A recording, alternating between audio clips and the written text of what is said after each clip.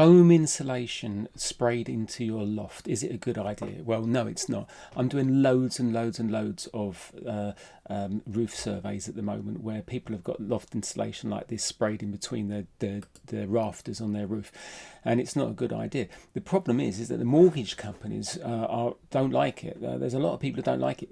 It's a good idea if it's installed correctly, but most people who are installing it, most of the companies that are installing it, just sell you foam sprayed into the loft voids like this. They're not looking at it doing properly. None of it comes up to the new building regulations Part L specifications, that's for sure.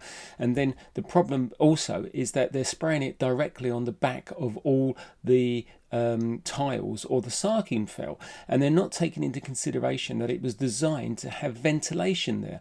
So if you look at what we've got now, you've got insulation still down at the bottom, you've got insulation at high level. Where's the thermal element? Is it at high level? Is the thermal element at low level? Where's the ventilation? Do you need ventilation in this area, which traditionally it did do? Now you've blocked it out by putting this everywhere else. So it's like, okay, well, where's the joined up thinking on this? And that's the problem. So realistically, most of the time when we see this and we do a few little adjustments, let me just go and show you here. This is me cutting some holes into some. I'll come back to this in a minute. But I cut these holes into it and take moisture readings of all of this, and then go back to the mortgage people and say, look, it's not the end of the world, but it's not been done properly. But it's the fact is that the best way of getting it out is to do a whole new roof. There's just loads of examples of how many lofts have been done. I'm doing probably one a month now. The government have got a new initiative, or had one, where they were giving grants for people to just go in and spray it, and they're giving a guarantee on it once they're spraying it. But the problem is that it's just not being done properly. Now this one, let me just go to a better view of this one. Yeah, now this one was done a few years ago, and it was done over the top. If we look, we're looking at the back of the tiles here, and it's been removed. The people on this property decided to have it moved because they couldn't. The people buying the property couldn't get a mortgage. But look at the state of this. This is really, if you were buying this property, you'd think twice about it. Now look, these battens have been replaced because they've rotted, because when the foam was in there was no ventilation, and taking it all out has damaged all the rest of the rafters. You've got an old roof. You may as well have ripped the whole roof off of this and started off with a new roof and cleaned it up a lot more. If this was cleaned up, if all the rafters were cleaned up a lot more, the tiles have been changed, the battens have been changed, you were looking at new sarking felt on the back of it, would have been absolutely brilliant. Now this is one I recently got involved with. They've actually done this, but they haven't tied it up inside. Look at the mess. Look, all of this needs to be cleaned off. It should have been cleaned off before they put the new sarking felt down. You can see they haven't even finished the roof yet. I went in there to inspect it because they'd said they'd finished it. They've just left all the rubble inside.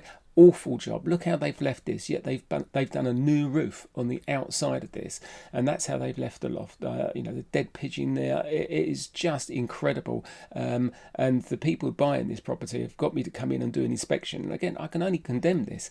All of this needs to be cleaned, etc. And cleaning all of this off of all these rafters is going to mean that the scraping this away is going to damage the underfelt. So realistically, that once that has been, this is, by the way, that's the roof before it was changed, and realistically the this all should have been done and cleaned before they did the new roof on the outside. Now let me take you through and show you this here. So here I am, I'm cutting through into this insulation here because I need to find out exactly what's going on underneath it. It takes a bit of time to take it out. I was in a really nice position here to do a load of filming. I've got another couple of videos coming out regarding this, but I get through here, sprayed directly onto the tiles, and now I'm cleaning the back of the tile away, and then I'm getting to the wood underneath it, and just have to do some moisture testing on it just to see if it is if it has rotted any of the timbers in there. But I find that the moisture content of everything is fine. Now here's an interesting thing. When we look at this, where I am now, I'm taking moisture content up there, but for some unknown reason over here on the right hand side, it's just up here, they didn't put the spray there. I don't know why. Now of course I've removed the spray there, and there was no spray there. So what I did is I went along with a thermal imaging camera, and this is the area on the right hand side. You can just see here, if you're not familiar with what's going on here, the blue spot, which is that one there, is the coldest point. So you're seeing the warm points and the cold points going through. Now, unfortunately, it was not a heated house, so and outside wasn't particularly that cold either, so there's not a lot of difference in here. But we can see here the sun must have come out, or there must be some kind of movement there, because there's heat coming in from the outside, and yet here we got cold from the inside.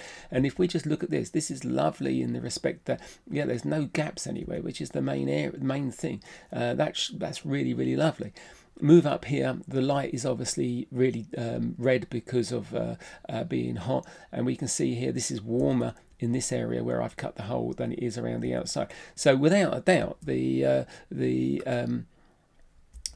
foam works, but unfortunately it is just not a good idea, and it doesn't come to the new building regulations specifications, especially for thermal upgrade, part L of the building regulations. So would I have it in my house? No way, Jose.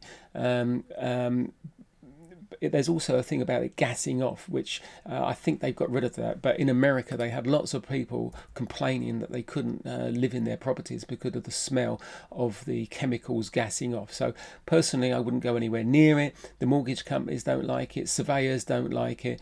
And it's becoming a really big problem. Anyhow, if you need any more information regarding any of this, or you need a roof survey, please don't hesitate to get in contact with me. Speak soon.